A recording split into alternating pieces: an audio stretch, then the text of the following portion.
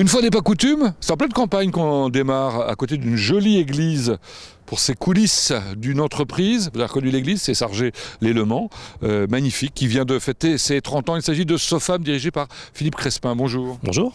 Je disais, elle vient de fêter ses 30 ans, c'était même au MM Arena, carrément. 30 ans, donc elle est née en 1986 1986, par le rachat par les salariés des actifs d'une entreprise qui avait déposé le bilan.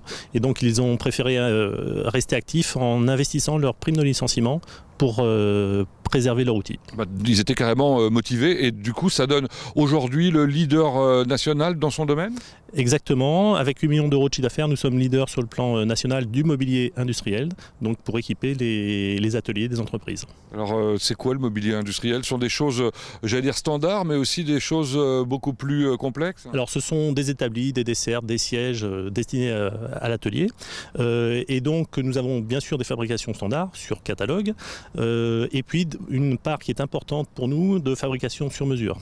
C'est-à-dire qu'on répond spécifiquement aux besoins des ateliers, des entreprises pour équiper leur activité industrielle. Je pense qu'on va découvrir des choses étonnantes à l'intérieur. Il y a presque des secrets aussi, hein. Il y a des choses que vous faites pour des grands comptes du luxe.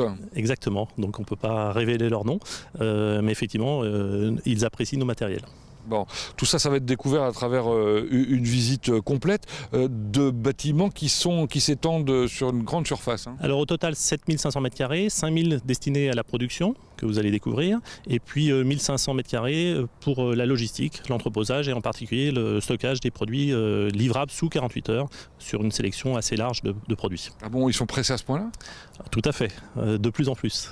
Et donc c'est un axe de développement extrêmement important. Vous avez donné des chiffres intéressants, moi j'en avais un autre qui était 10 000 m3.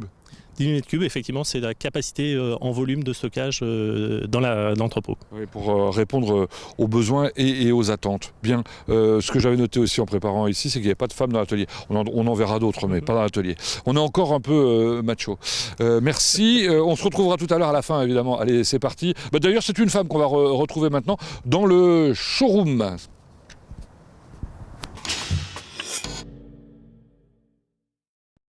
Nous avons donc maintenant rendez-vous avec Anne-Charlotte Travers dans un showroom. Comme ça, on va voir ce qu'on fabrique concrètement chez Sofam.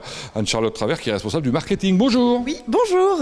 À propos de marketing, on vient de changer l'identité visuelle? Tout à fait, nous avons changé l'identité visuelle, le logo Sofam, et on a sorti un nouveau catalogue en septembre. Ah, un catalogue effectivement qui montre ce que vous faites en série, en standard. Combien de pièces?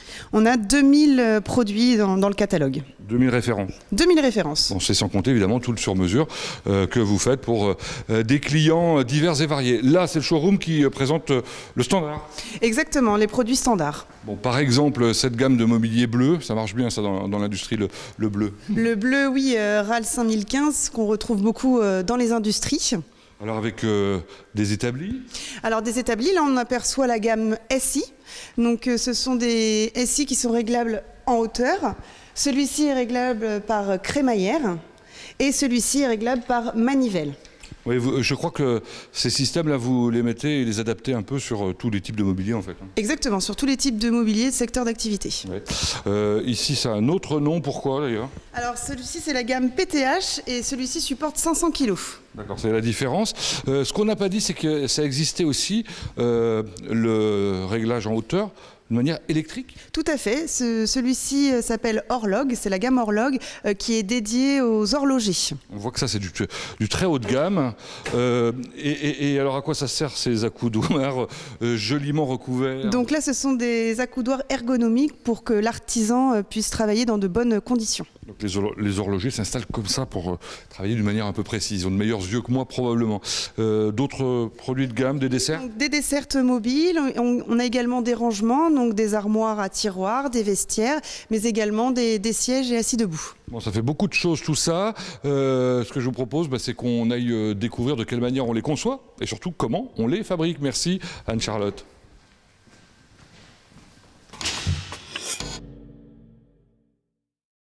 On va découvrir maintenant le bureau d'études avec Pierrick Gillot. Bonjour. Bonjour. Vous en êtes le responsable. Alors ça fait un bail que vous êtes là en fait. Hein.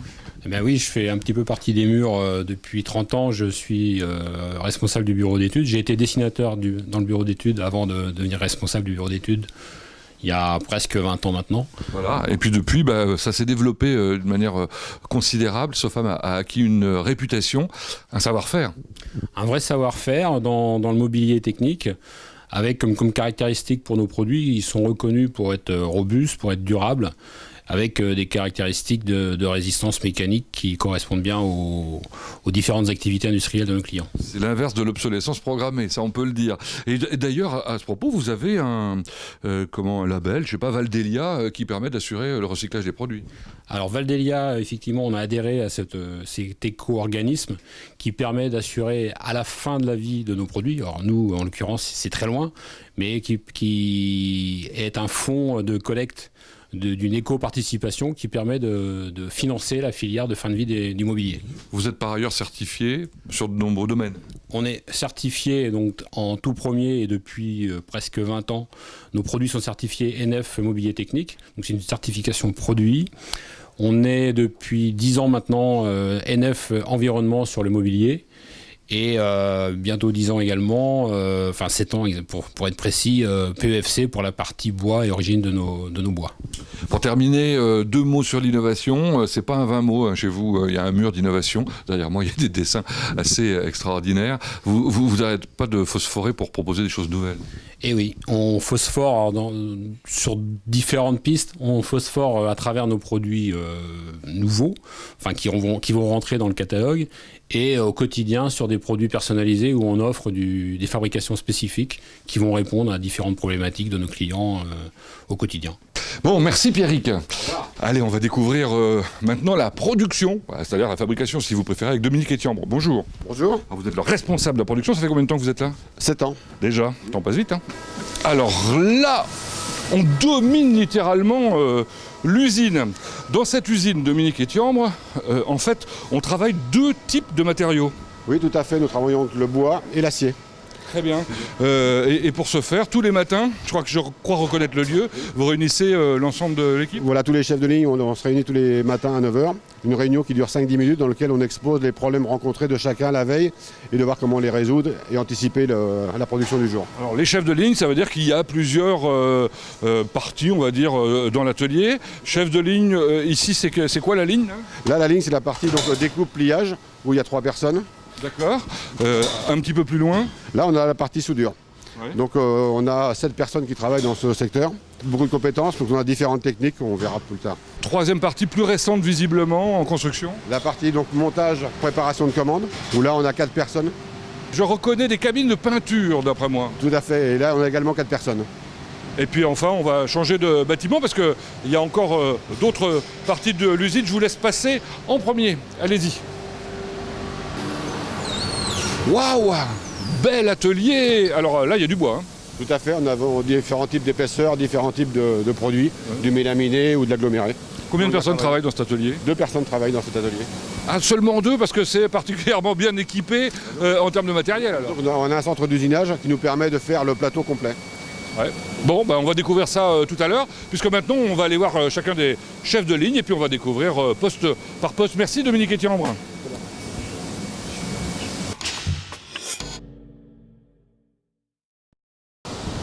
Allez, partons à la découverte de cette première partie de l'atelier. Bonjour Monsieur Boulard. Bonjour monsieur. Alors vous êtes le chef de ligne découpe, pliage, soudure. Donc ça veut dire qu'on fait de la découpe. La découpe. Alors celle-là c'est une presse amenage qu'on appelle. Elle découpe des rouleaux en plusieurs bandes. Ouais. Elle fait des SI, des PTH et des montants SI. Elle sert qu'à ça cette machine-là. Très bien. Alors il y en a plein de machines justement. Puis alors certaines plus sophistiquées que d'autres. Elle est énorme celle-là. De quoi s'agit-il? Celle-là c'est une découpe laser. Elle travaille aussi bien la journée que la nuit. Toute seule? Toute seule. La nuit, on met les sécurités, elle coupe jusqu'à 20 à 25 feuilles, suivant l'épaisseur. Et alors là, la particularité aujourd'hui, c'est que vous travaillez un matériau qui est un peu plus compliqué, on va dire. Ok, voilà, parce que c'est l'inox. Ça demande beaucoup de sérieux, parce que c'est des plateaux inox qui doivent être mis sur des plateaux DSI et que ce soit un revêtement propre. Ouais. Donc il faut à la fois de la dextérité, du soin. D'ailleurs, comme la personne qui est en train de plier derrière, c'est une plieuse, ça, c'est ça? Nous avons 2 plieuses à plusieurs plis. Elle peut plier de l'épaisseur de 1 jusqu'à la 4 mm, avec plusieurs séquences de plis. Avec des choses un peu sophistiquées. Ouais. Buter à l'avance toute seule, monter aussi, tout. Bon, bref, vous êtes un chef de ligne heureux? Oui, heureux. J'ai peut le dire. deux collègues qui sont très sympas avec moi, très bien. En plus, bah, c'est sympa. Allons découvrir maintenant la suite, c'est la soudure, je crois. C'est la soudure avec les pointeuses. C'est parti.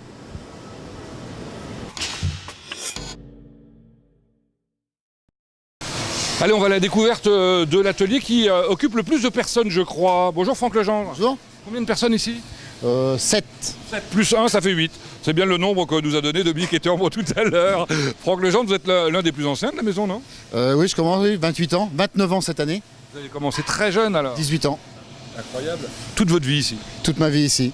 Et vous avez une vraie passion pour ce que vous faites. Tout à fait, oui. Je Alors, change. depuis que vous avez cette nouvelle table là, vous vous éclatez. C'est quoi cette table? C'est une table, c'est comme un Lego. On monte les pièces comme on veut, où on veut, ce qui nous permet de faire n'importe quoi.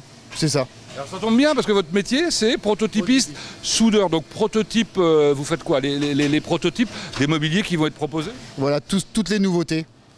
Tout ce qui va partir pour le futur pour le client. Des concepts, des nouveaux concepts. Avec le bureau d'études, évidemment, vous étudiez ça. Et puis aussi, vous faites force de proposition sur du matériel qui simplifie un peu l'organisation. Vous allez nous montrer ça dans un instant? Oui, tout à fait, comme on a fait sur les tables qui sont à côté. Eh ben, on va voir ça tout de suite. On va découvrir justement un certain nombre d'opérateurs. Tiens, là, il y en a deux. Je crois que c'est Jean-Marc et Cyril. Bonjour. Bonjour. Jean-Marc, vous, hein? Oui, Bon, très bien. Là, vous êtes en train d'utiliser les pinces qui vous disent quelque chose, vous qui regardez les coulisses, puisqu'il s'agit d'Arrow. C'est fabriqué à Château-du-Loir. Et donc, vous assemblez grâce à une table. Elle est pratique, cette table? oui, très pratique. En plus, ça se lève, elle est réglable, donc on peine vachement moins que si on n'en avait pas, quoi. Parce que c'est assez lourd quand même, voilà. Alors, ils travaillent toujours à deux sur ce poste-là. Non, pas sur ce poste, sur les gros volumes. Ouais. Sur un gros volume comme ça, on se rend bien compte que l'opérateur il peut pas être à la pince et aux pièces. Il faut avoir confiance dans son duo, là, hein, Cyril. Ouais. Et ça se passe toujours bien? Impeccable. Jamais d'ombre? Non, jamais. Jamais de nuages? Ah, beaucoup de rigolade. Ah bah c'est bien alors, beaucoup de rigolade. Bon, cette table, donc, c'est vous qui l'avez conçue, hein, la table qui monte toute seule. Tout à fait, oui. Là aussi d'ailleurs, sur le poste de Michael, je crois, hein, vous avez conçu un système qui permet de plus facilement travailler. C'est un système qui permet de tourner la pièce à 360 degrés dans les deux sens. Comme ça, l'opérateur, lui, n'a plus à bouger et plus à fatiguer. Donc on gagne 20-30% de productivité, mais on gagne énormément en fatigue. On continue la visite de l'atelier avec là-haut, on aperçoit le robot soudeur. C'est un robot, c'est automatique alors? C'est automatique, on a deux plateaux qui tournent, on peut souder deux pièces différentes. Et ça a le très gros avantage de pouvoir mettre une personne non qualifiée à l'opération. Bon, terminons la visite de cette partie de l'atelier avec quelqu'un qui a une autre qualification encore. Oui, on a toujours besoin de gens qui nous montrent du spécifique, des pièces sur mesure.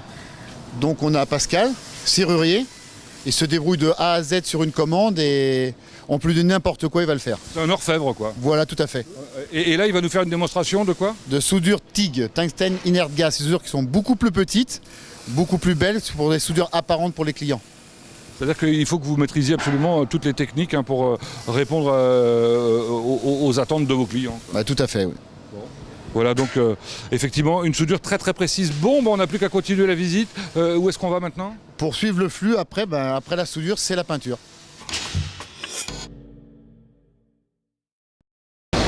Allez à la découverte de la ligne peinture avec le plus ancien des employés, Jean-Luc, on m'a dit. Hein, ça fait 40 ans qu'il est là. Il a commencé à 18 ans. Bravo Jean-Luc. Bonjour Jean-François. Bonjour, Jean-François Poirier, vous êtes le responsable de la ligne de peinture. c'est ça. Bon, alors là vous êtes en train de décrocher, ça vient d'être peint. Ça vient d'être peint. On réunit les pièces sur une caisse pour réunir toute la commande. Voilà, et puis partir de l'autre côté, mais ça on découvrira ce qu'on en fait tout à l'heure. On reprend le début du processus, on accroche les pièces qui viennent d'être fabriquées. C'est ça, on réunit la commande, on accroche sur la chaîne avec le numéro de commande qui passe au tunnel de traitement. Qu'est-ce qui se passe dans le tunnel de traitement? Le tunnel de traitement, c'est un dégraissage. Il y a du passivation, une phosphatation et un rinçage. On nettoie la pièce quoi. Voilà, c'est simple. Pour qu'elle soit bien sèche quand elle arrive dans la cabine de peinture, où là il y a un opérateur. C'est ça. Il y a un peintre qui applique la peinture. Alors c'est marrant parce que la peinture, on voit bien, hein, c'est pas de la peinture. C'est de la poudre. C'est de la poudre et alors elle tient automatiquement. Oui, par électrostatique, elle vient s'appliquer sur la pièce et qui maintient Ensuite, ça repart dans un autre tunnel. Voilà, c'est un four de cuisson qui passe à 180 degrés. Et donc le fait de cuire fait que ça tient sur la pièce. Voilà, ça tient, elle devient très résistante au choc Et puis ça arrive comme là, on le voit, bleu par exemple. Alors, a priori, d'ailleurs, j'allais dire, le toucher est plutôt agréable. C'est mat, ça, non? C'est mat, c'est un texturé. Après, on a des couleurs qui sont brillantes, qu'on appelle du lisse, brillant. Et vous avez toute une gamme de peintures d'origine, j'imagine? Oui, on a plusieurs choix de couleurs. Très bien. Et vous en sortez combien de pièces par jour comme ça, vous savez ou pas? Entre 3 et 400. D'accord, faut pas chômer alors. Non. Vous êtes combien? On est 4. Très bien. Bon, on va aller plus loin, découvrir l'atelier qui est dans l'autre partie. C'est la menuiserie. Merci, monsieur Poirier.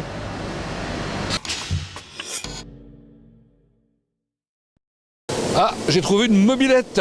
Enfin non, ça ne doit pas être ça. Il va nous expliquer probablement de quoi il s'agit. On est dans la menuiserie qu'on va découvrir avec Bruno Goulet.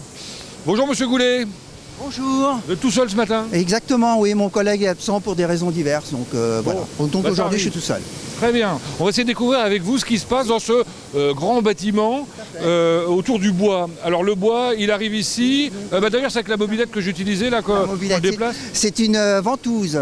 Donc avec cette machine, on prélève le plateau et on l'amène sur la machine pour la découpe. Donc ça, c'est une découpe simple, on va dire. Simple, voilà. C'est la mise par rapport à une commande. On met nos plateaux aux dimensions. Alors les plateaux, ensuite, on les recouvre. Et pour les recouvrir d'un matériau quelconque, il faut le coller. Voilà, tout à fait. Avec une à pression, on projette de la colle néoprène dessus. Et on peut déposer dessus des stratifiés ou des revêtements. Très bien, qu'on a ici de chaque côté. Voilà. C'est pas la seule méthode d'encollage, puisque vous avez aussi une encolleuse là, je crois. Ici, voilà, nous avons une encolleuse de face à colle blanche qui nous permet d'aller encore plus vite, c'est-à-dire de déposer les revêtements dessus, une face et l'autre en même temps. Et en même temps, voilà. Ça gagne du temps évidemment. Alors pour que ça tienne tout ça, il faut que ce soit pressé. Tout à fait, nous avons ici une presse qui est à 200 bars et on met nos plateaux dessus pour presser l'ensemble. Je vois que certains plateaux sont particulièrement épais et lourds. Donc, hein. Très fait, donc c'est pour ça qu'on a besoin d'être deux pour les manœuvrer. Ah oui, carrément.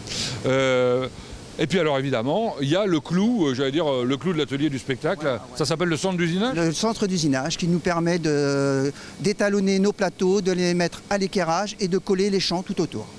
Alors ça c'est drôle parce que c'est automatique. On colle ça se fait tout seul, il n'y a pas besoin de manipulation. Ça se fait tout seul, oui, la machine travaille toute seule, mais bon, il faut donner quand même un petit peu de surveillance quand même. Voilà. Et ça fait combien de pièces par jour ça? Donc le matin, je tourne autour de 25 plateaux et l'après-midi pareil. Mais alors on fait aussi du sur-mesure, on l'a dit, et là on arrive sur des établis alors haut de gamme en quelque sorte. Voilà, donc là vous avez des pinces pour un client, une demande.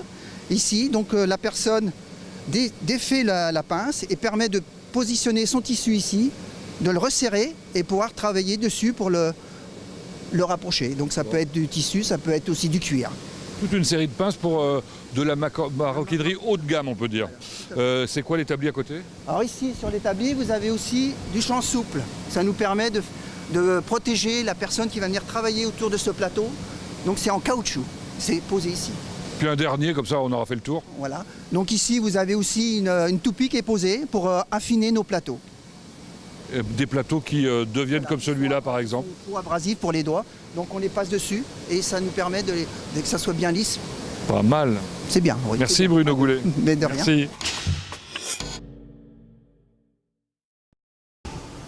Nous voici maintenant dans l'atelier montage avec Stéphane Verrier. Bonjour. Bonjour. Vous êtes le responsable de l'atelier.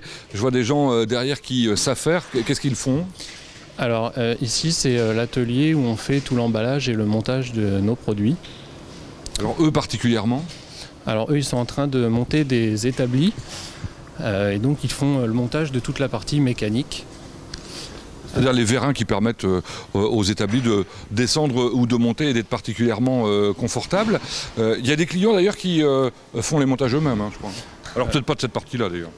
Oui, sur des établis plus basiques, on va faire juste l'emballage chez nous et après les clients s'occupent de faire le montage dans leurs entreprises. Alors l'emballage c'est pour l'expédition, vous avez des établis ici qui sont prêts à partir, les plateaux sont envoyés à part évidemment du reste. Alors on envoie le tout en même temps.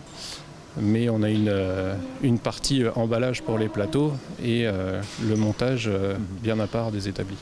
Merci pour ces explications. On va aller voir maintenant une autre partie de l'expédition et du stockage d'ailleurs. Ça s'appelle le bâtiment 48 heures.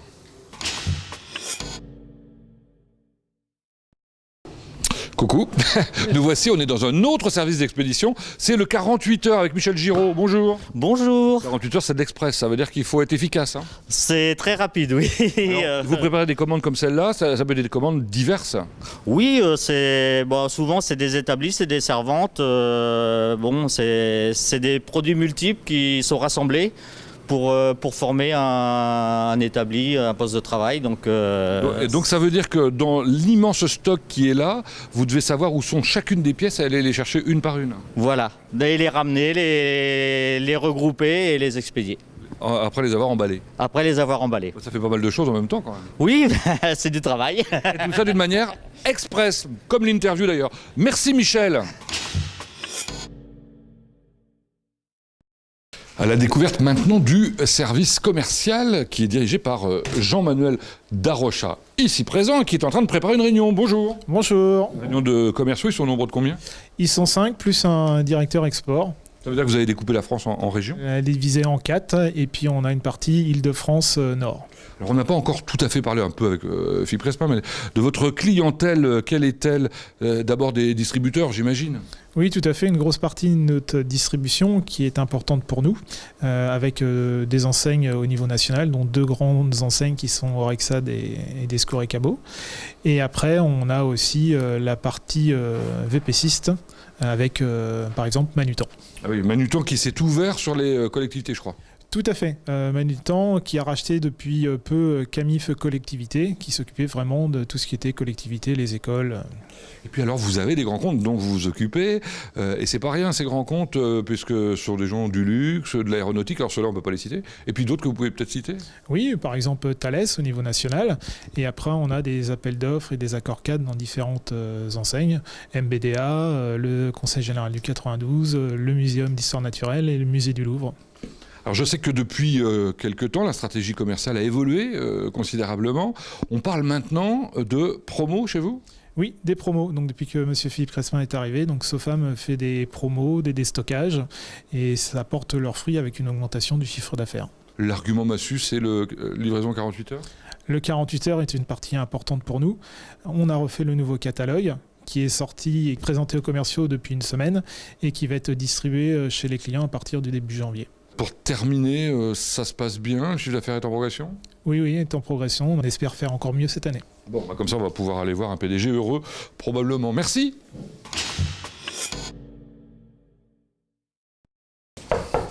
Bon, traditionnellement, on va chez le PDG pour terminer la visite. Le PDG qui a un joli bureau qui est fabriqué par l'usine elle-même, j'imagine.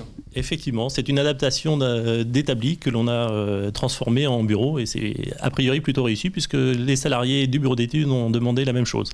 En effet, Philippe Crespin, en tout cas, merci de nous avoir accueillis pour cette découverte d'une très jolie entreprise. Alors, juste 2 mots quand même sur les choses qui fâchent éventuellement.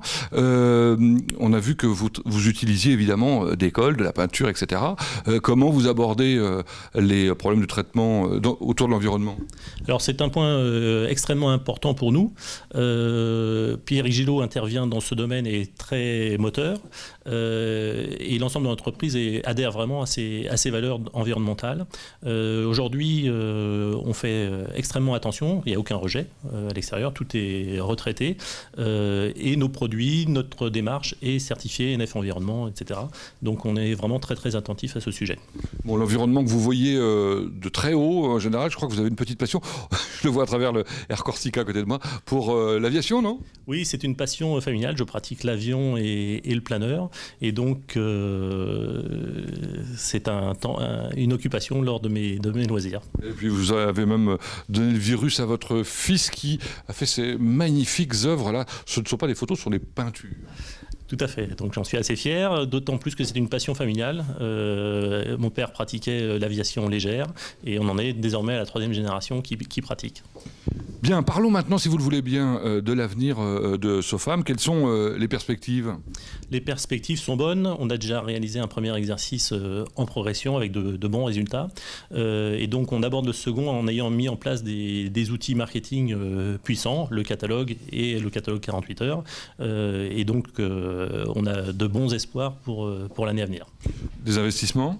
Des investissements. Le gros projet de l'année consiste à modifier, à changer complètement notre système informatique et pour améliorer notre capacité de traitement des informations et en particulier celle des clients et notre gestion de production. Et donc l'étape suivante sera de passer aux investissements industriels. Bon, on ne va pas s'ennuyer dans les années à venir alors ? Pas du tout, et je crois que tout le monde est partant. On se donne rendez-vous dans 30 ans pour OMM Arena ? Avec grand plaisir. Merci. C'est terminé pour les coulisses aujourd'hui. On se retrouve la semaine prochaine.